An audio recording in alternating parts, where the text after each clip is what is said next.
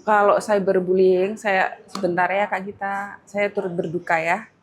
Turut apa istilahnya kecewa juga sih. Kenapa sampai anak SD sampai anak TK juga sekarang udah banyak Iya. pembulian kayak gitu.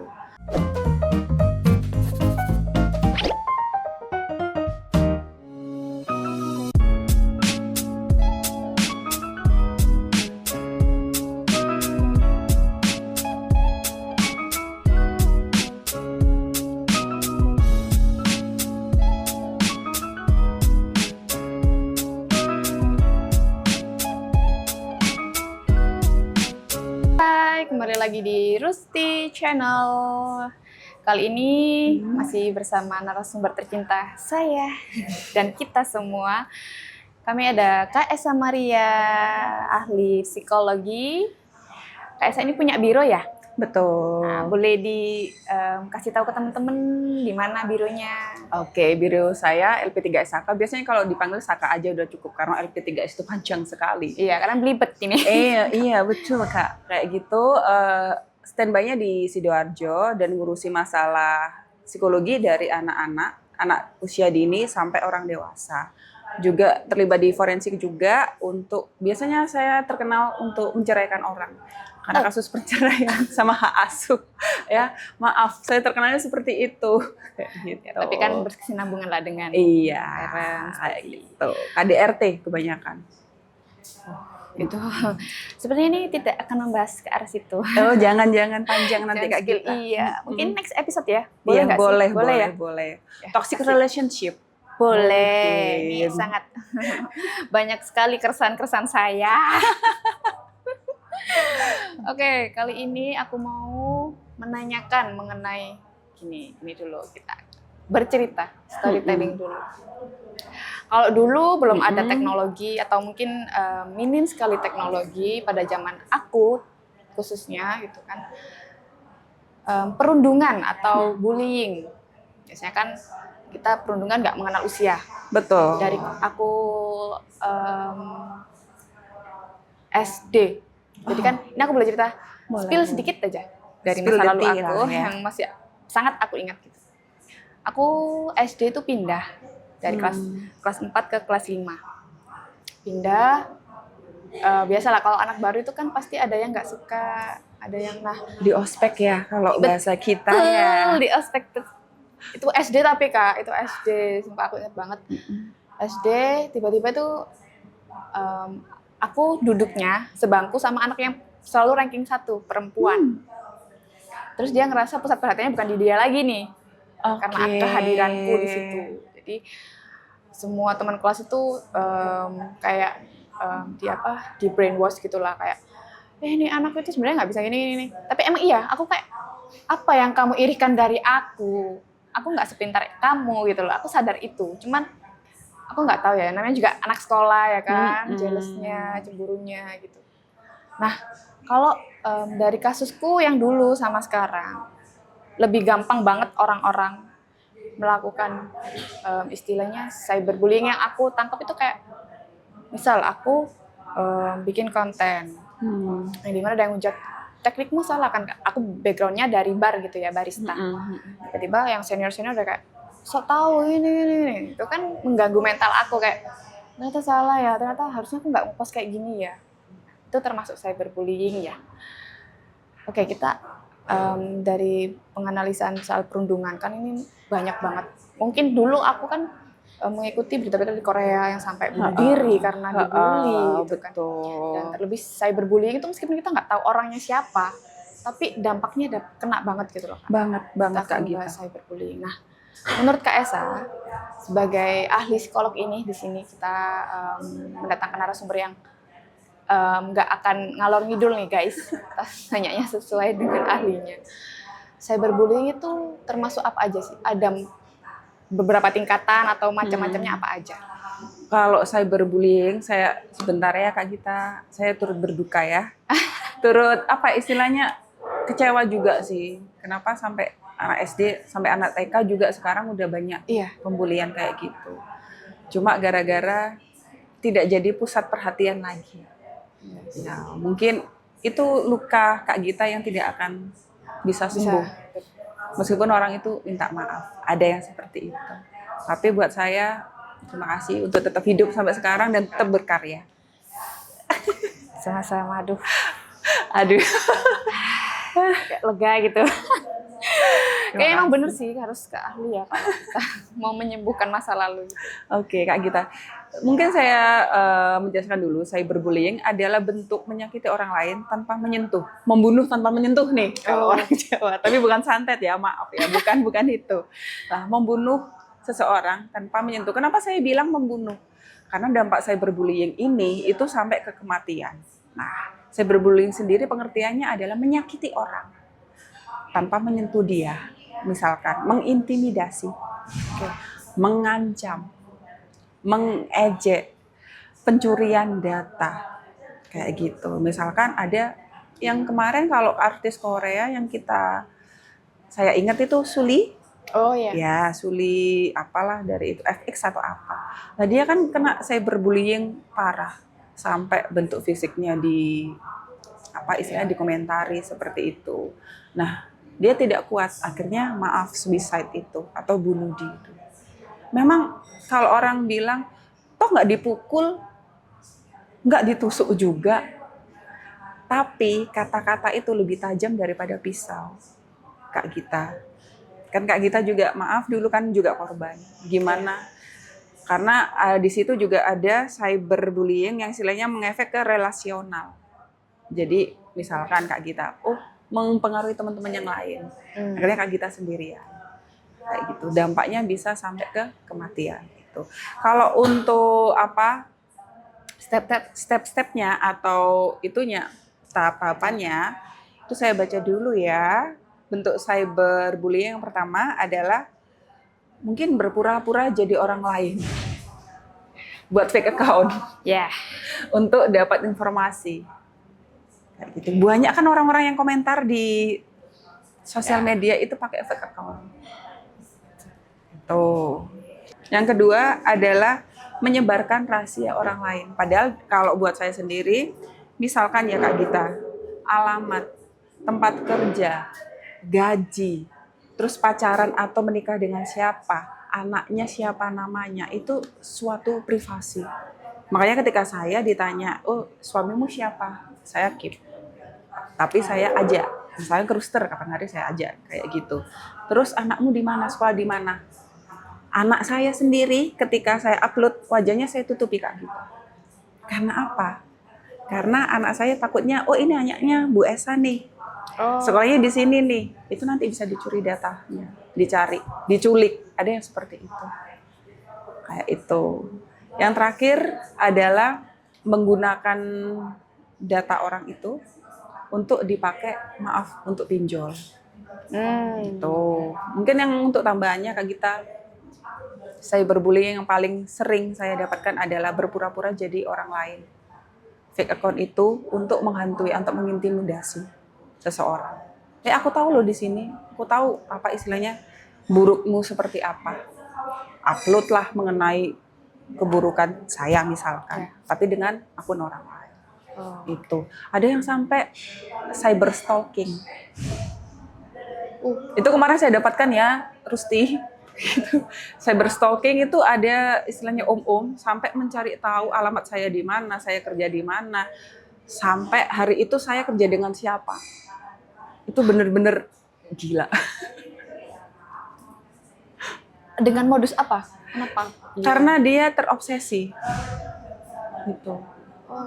Terobsesi dengan saya. Literally om-om. Iya, om-omnya. Dan itu berbahaya sekali. Oke. Kak, tadi kan mengenai cyberbullying ini tadi, kan aku tadi ada bilang kalau nggak mengenal usia. Betul. Ada nggak anak-anak yang melakukan cyberbullying? Ada kan pasti. Nah, dalam tingkatan itu macam-macamnya apa aja sih? Biasanya yang kakak temuin atau mungkin kliennya dari parents-nya anak tersebut ngelakuin apa-apa gitu, macam-macamnya apa aja?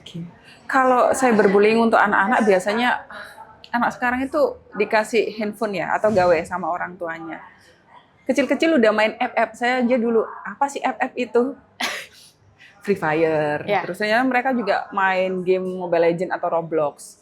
Di mana di game itu kita bisa berinteraksi sama lawan main kita. Iya, Nah, di game itu ternyata kan bukan anak-anak aja, tapi ada orang dewasa. betul. Dan anak-anak ini akhirnya meniru. Beberapa orang tua akhirnya ke saya. Ini loh udah maaf ya teman-teman, udah bisa padahal kelas 2 SD udah ngomong, udah ngomong kayak gitu. Nah, itu.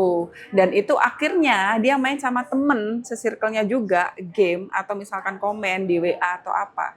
Dia udah melakukan itu. Bullying secara verbal. Kamu kok nggak bisa sih? Oke. Kok bodoh sekali sih? Oh, kamu memang anak. Aduh, maaf ya. Ini bukan kayak gitu. Jadi bentuk-bentuknya. Iya. Tidak hanya dari orang tua ya Kak ya. Ternyata dari sosial media atau game itu juga mengajari anak untuk melakukan cyberbullying. Dan kadang mereka itu tidak paham dengan perilaku mereka. Loh ini kakak ini loh boleh ngomong gini.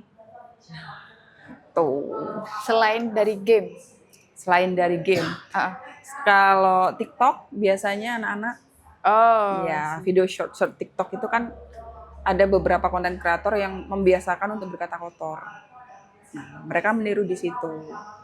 Dan orang tua pengamatannya kurang atau pengawasannya kurang terhadap anak. Jadi anak ini seharusnya anak ini usia 2 tahun itu kelas 2 SD atau kelas 1 atau TK, SD kelas 3, kelas 4 itu mereka itu masih fase bermain, interaksi sosial, pembentukan karakter juga. Cuma kadang orang tua masih, udahlah kasih HP aja, biar orang tuanya juga bisa main HP juga. Alasannya kerja. Kayak gitu, akhirnya kurang pengawasan, anak ini belajar dari situ, akhirnya ya belajar cara untuk membuli orang melalui verbal itu di cyberbullying. Komen-komen aneh, istilahnya kalau ikut live juga, gini, jelek. Oh iya. Jelek, kata-kata negatif juga itu termasuk cyberbullying. Gitu Kak. Ya sih pengaruh. Terus nih, apakah anak-anak selalu sadar bahwa mereka sedang mengalami atau bahkan melakukan cyberbullying? Oke, kalau untuk korban sendiri itu kadang tidak sadar Kak. Kalau mereka itu adalah korban. Cuma kadang datang orang tuanya, anak saya itu tiba-tiba, bunda kok aku dikatain jelek gitu. Bunda kok mereka bilang maaf, kok kulitku hitam kayak gitu. Itu korbannya. Nah, kalau pelaku sendiri kadang merasa dirinya nggak apa-apa kok. Itu juga ngomong kayak gitu, nggak ada masalah. Mereka juga tidak sadar di situ. Anak-anak ini hanya menyerap, Kak. Menyerap dari lingkungannya. Itu sih. Jadi filtrasinya tetap orang tua. Orang tua. Karena anak usia 12 tahun ke bawah itu pemikirannya belum matang. Apalagi masih remaja juga masih labil, masih mencari jati diri. Tapi kalau untuk diminta untuk memikirkan baik buruk norma itu masih harus dalam pengawasan orang tua untuk mengajarkan norma tersebut. Itu. Terus ini kan cyberbullying ini bisa dilakukan mencakup semua kalangan.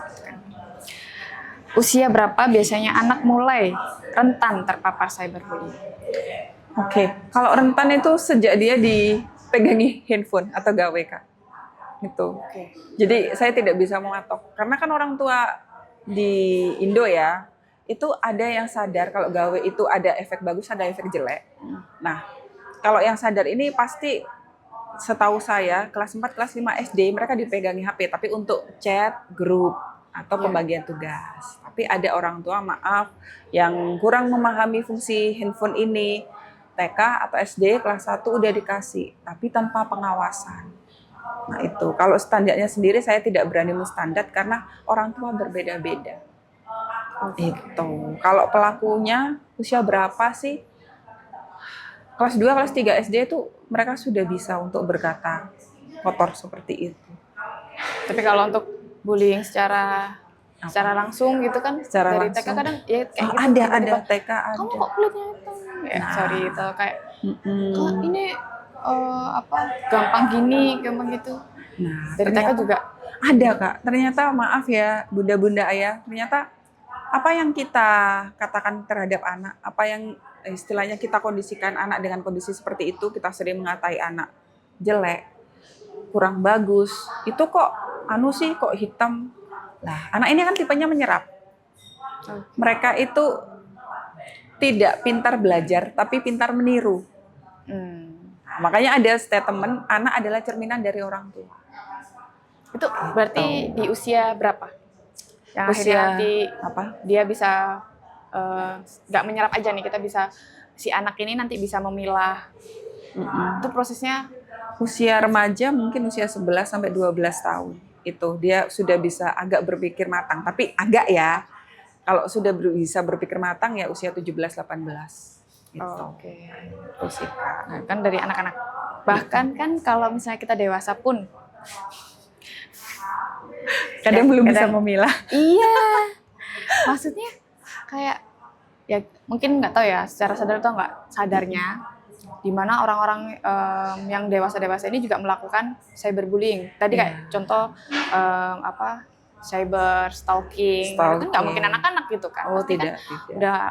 udah dewasa yang udah ngerti ilmu-ilmunya gimana caranya. Fitnah juga, Nah, gampang banget netizen zaman sekarang. memfitnah orang.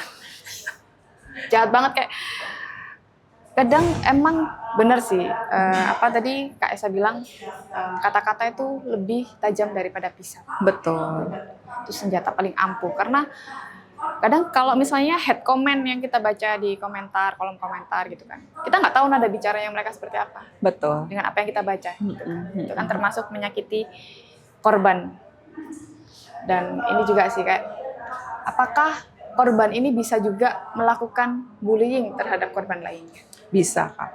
Pasti itu. Apa itu salah satu bentuk balas dendamnya mereka? Betul. Jadi ada istilah korban jadi pelaku. Itu.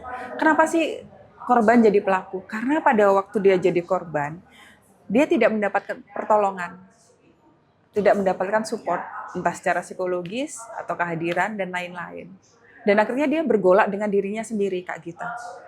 Yang kudapatkan seperti ini, berarti ini boleh dong ketika aku melakukan ke orang lain. Kan aku dapat. Kayak gitu. Lah, tapi si korbannya jadi pelaku, dia mencari orang yang sekiranya sama dengan dirinya. Dengan alasan, aku dulu juga begitu. Digituin tapi aku kuat. Kamu juga harus kuat seperti aku. Padahal dia belum selesai nih jadi korban. Kayak gitu. Korban jadi pelaku banyak. Tidak hanya di cyberbullying. Tapi maaf, di korban perkosaan, itu ada juga. Yang istilahnya, maaf lagi, dia dari kecil di sodomi ya teman-teman. Besar dia jadi pelaku sodom. Tuh. Ke anak-anak yang lebih kecil.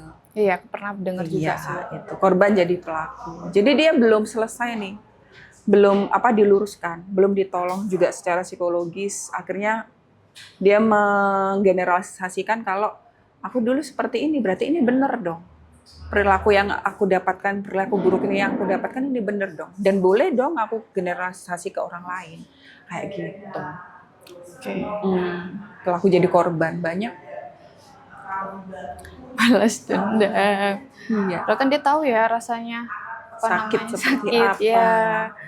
Kok tapi nggak semua kan pasti tidak. tertentu. Banyak juga yang akhirnya self harm, menyakiti diri sendiri karena dia tidak bisa mengekspresikan rasa sakitnya.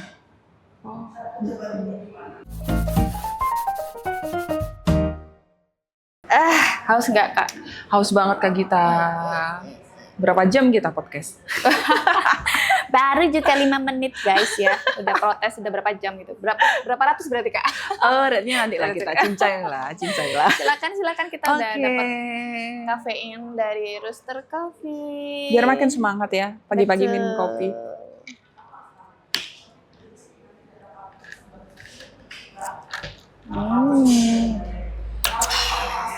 Kalau mau ngopi pagi-pagi silakan ke Rooster ya teman-teman. Kopinya enak, beneran. Thank you.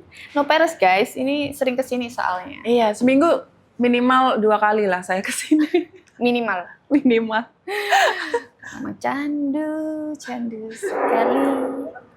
Oke, next. Oke, lanjut Kak Gita. merangkum pertanyaan-pertanyaan yang udah aku catat di sini ya Kak. Oke. Mengapa anak-anak cenderung diam atau tidak terbuka saat mengalami perundungan digital? Nah, karena anak-anak kan nggak semua yang kayak takut Bisa nanti speak up ya. Iya. Kakak tahu nggak sih ketika kita jadi korban kan diancam ya Kak ya? Oh, Iya kan? Betul. Diancam, kalau kamu bilang ke mamamu, ke bundamu, awas kamu ya. Nanti lebih tak sakitin lagi. Kayak gitu.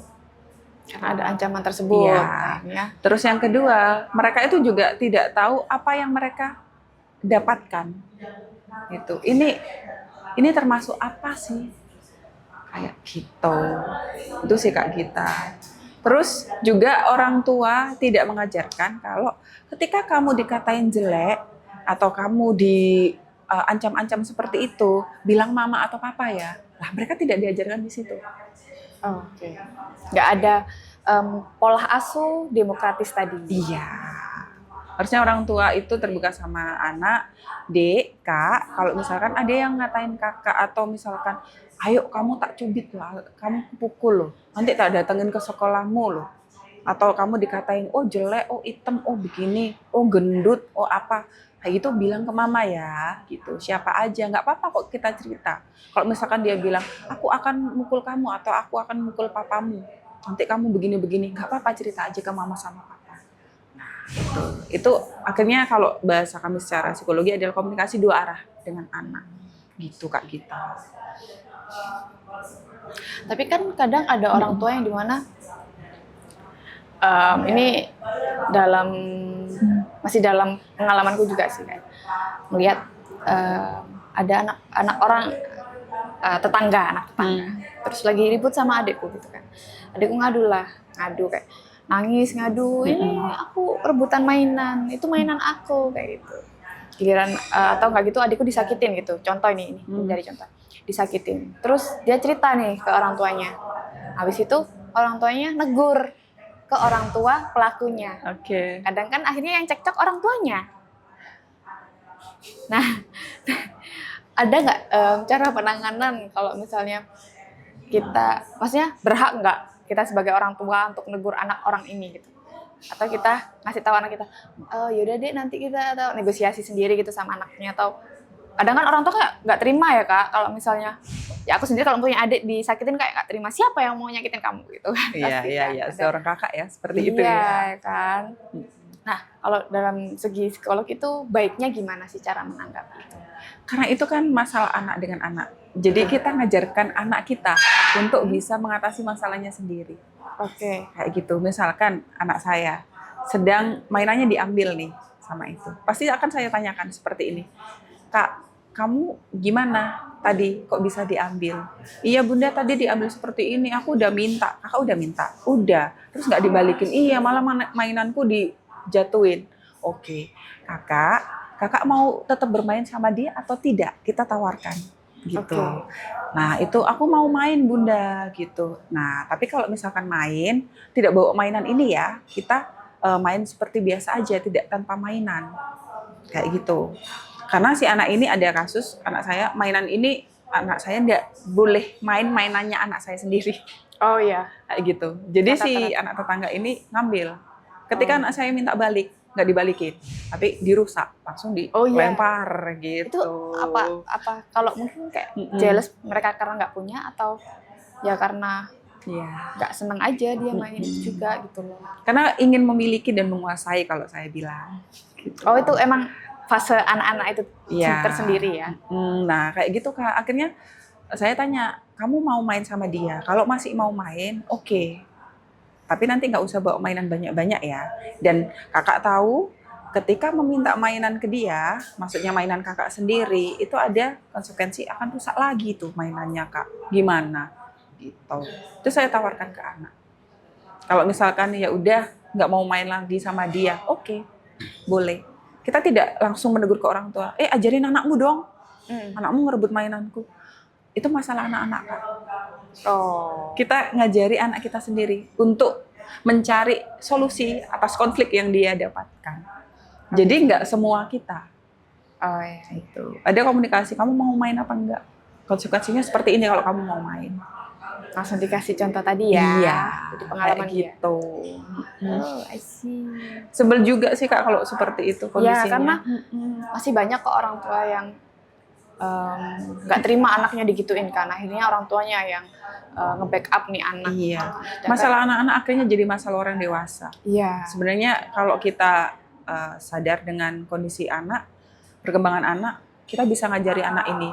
Kadang kan anak itu tahu apa sih kayak gini, taunya bermain lah. Mumpung masih kecil, kita kasih tahu dikit-dikit dengan bahasa mereka, bukan bahasa orang dewasa. Oke. Kayak gitu. Pertanyaan selanjutnya, langkah preventif apa yang bisa dilakukan orang tua agar anak tidak menjadi korban maupun pelaku di dunia digital? Oke, kalau preventif dari orang tua, yang pertama biar anak itu tidak jadi korban, kenali perubahan fisik dari anak itu. Kalau korban cyberbullying itu biasanya anak lebih tertutup, tidak cyberbullying aja, bullying secara fisik atau langsung itu mereka itu lebih tertutup itu kan. Perubahan emosi, perubahan kayak lebih introvert, nah itu yang satu. Yang kedua, jalin komunikasi terbuka dengan anak. Jadi kita tahu anak itu yang seperti saya contohkan tadi, kalau ada apa-apa cerita ke orang tua. Itu. Terus yang ketiga, kenalin kalau ada potensi kalau anak kita akan dibully. Maaf, seperti saya gendut, ada yang berkulit hitam, rambutnya keriting. Nah, itu potensi dibully secara verbal dan cyberbullying itu. Itu. Kalau untuk biar anak kita tidak jadi pelaku, pertama, kita harus menanamkan norma terhadap anak. Misalkan, ini tidak boleh ya Kak ya, kita mengatai orang. Gitu. Yang kedua, tidak terlalu mengekang anak atau berperilaku defensif terhadap anak. Yang ketiga, kurangi penggunaan sosial media. Gitu. Jadi kita mengajarkan bersosial media yang bijak. Misalkan anak ini ternyata anak kita udah jadi pelaku nih, cyberbullying, ngatain temennya, oh kok ini kok hitam ya bunda gitu. Nah Kak, anak ini punya kulit yang berbeda dengan kita. Nah kulitnya ini ternyata eksotis loh Kak. Gitu. Kakak kalau berkomentar gitu, misalkan kakak dikatain, oh kok matamu sipit, kok matamu nggak kelihatan, kakak mau atau tidak? Nah kita kembalikan seperti itu. Itu untuk bibit-bibit pelaku bullying. Oh, cara meminimalisir Iya. tadi ya. Karena apa ya Kak ya, kalau pelaku bullying, cyberbullying sendiri itu ternyata terbentuk dari orang tua. Mereka itu belajar dari orang tua juga. Ya tadi cuma menyerap tadi ya? Iya, kayak gitu. Kan banyak akhirnya, maaf, indikasi penjahat-penjahat itu adalah bentuk dari keluarga yang broken. Broken ini tidak harus cerai. Tapi di situ itu tidak ada kehangatan emosi, sering berantem, komunikasi tidak dua arah, KDRT, kayak gitu. Sebenarnya mereka adalah korban dari keluarga itu, akhirnya jadi pelaku di luar. Tidak puas dengan dirinya. Itu Kak. Apakah Kak Esa menyarankan adanya batasan usia atau waktu dalam menggunakan media sosial bagi anak? Meminimalisir cyberbullying. Sebenarnya anak-anak usia TK itu seharusnya tidak dikasih handphone ya Kak ya, atau gawai. Karena mereka itu usianya untuk mengeksplor fisik sama sosial tugasnya. Lah, kalau misalkan TK sampai TK itu mereka bermain kayak Lego, bermain di taman bermain, entah perusutan, mandi bola. Lah, itu untuk menguatkan fisiknya. Jadi kalau gawai atau handphone, tolonglah orang tua jangan dikasih dulu. Biar anak diem, maka nanti gampang disuapinya pakai HP. Loh Bu Esa ini kalau nggak lihat HP, anak saya nggak mau makan. Padahal anak ini kalau kita ajak, ayo Kak kita buat pesawatan. Bunda lari dari sini, kamu dari sana, ya. Nanti pesawatnya masuk ke dalam mulutmu. Gitu. Tapi orang tua itu kadang, aduh capek aku. Udah menyerah duluan. Nah, kalau misalkan anak SD sesuai dengan kebutuhannya ya Kak ya. Sebenarnya anak SD itu tidak butuh sosmed, sosial media. Gitu. Butuhnya apa sih mereka? Ya mungkin kalau belajar grup kan kalau usia kelas 1, 2, 3 4 itu masih kita pantau karena informasi kan masih dari guru ke kita. Kayak itu. Nah, mungkin kelas 5, kelas 6 lah kita ajari untuk bijak bersosial media. Oke. Kadang kan emang kita udah membatasin dari usia 5 atau kan ada salah satu teman misal. Terus di sosmed itu dia mendapatkan cyberbullying dari temannya. Akhirnya kan terbentuklah dia yang awalnya korban terus tiba-tiba bakal jadi pelaku tersebut. Iya, betul. Apakah aku nggak tahu ya nanti dalam kasus ini anak-anak ini terbuka itu untuk gawainya nggak sih? Karena kan setauku handphone zaman sekarang udah ada passwordnya, udah ada Face ID, sidik jari dan lain-lain gitu kan. Anak kan jauh lebih pinter ya.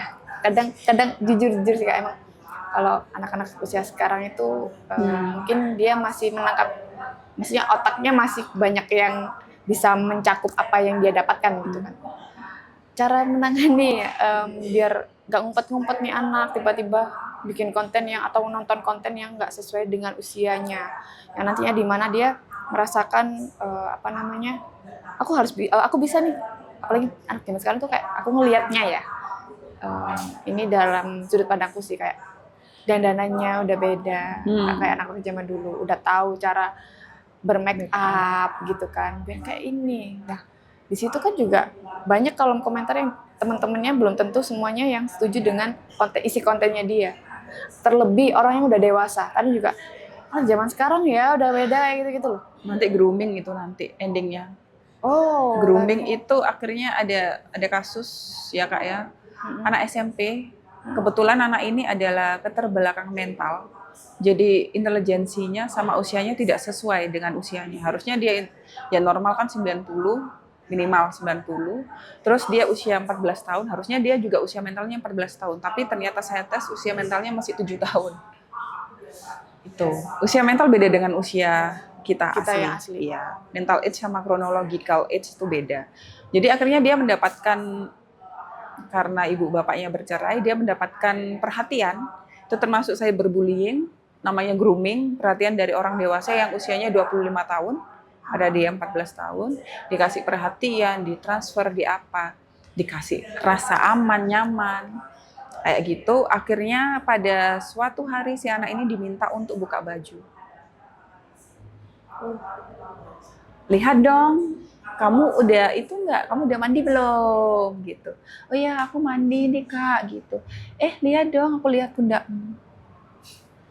Nanti mengarah ke arah melihat, maaf payudara.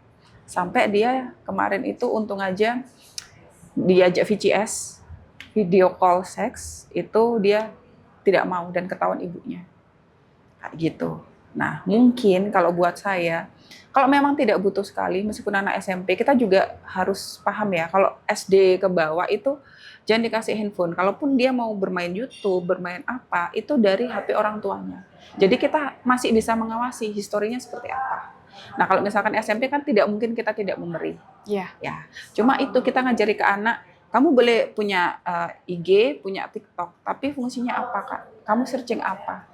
Kalau misalkan dia sembunyikan, kita hapus gitu. Itu perjanjian di awal. Kalau kamu tidak terbuka sama bunda, tidak terbuka sama ayah, berarti kamu tidak boleh punya TikTok nih. Kamu lihat TikTok dari HP-nya bunda. Atau enggak ada parental apa gitu, aplikasi yang ketika dia buka TikTok, tahu. Oh. Di sini, iya, kayak gitu Kak. Oke, thank you tadi insight positifnya, terus pesan-kesannya ada nggak? Seperti biasa, closing statement-nya, pesan-kesan terhadap episode kali ini, cyberbullying. Oke, pesannya untuk orang tua, cyberbullying yang dilakukan anak-anak itu sebenarnya bisa kita cegah ya, parents. Karena apa? Anak ini, seperti statement saya, anak ini tidak pintar belajar, tapi pintar meniru. Pengawasan penggunaan gawai, maksud saya adalah bijak menggunakan gawai itu sudah kita terapkan ke anak. Dan pahami mengenai tipe-tipe korban cyberbullying sama pelaku cyberbullying itu. Ya, parents, itu aja dari saya, Kak Gita. Thank you Kak Esa Maria. Sama-sama Kak Gita. Sampai jumpa di next episode ya. Ya, kita bahas yang lebih seru lagi, mungkin relationship. Boleh. Oke. Boleh ya guys. Boleh kalian komen aja di kolom komentar kita. Mau request membahas apa dengan ahli psikolog kami ini. Ya, bebas. Kayaknya mungkin para muda-mudi kita soal toxic relationship, friendship, atau apalagi ada nggak? Family Atau tentang toxic apa ya di tempat kerja. ya itu Tahu. banyak yang kok Toxic ya? dari tadi toxic semua, nggak ada yang healthy-nya ya. Oke, thank you Kak Esa. Terima kasih Kak Gita Sampai jumpa juga. di next episode ya. Rusti Channel, bye-bye.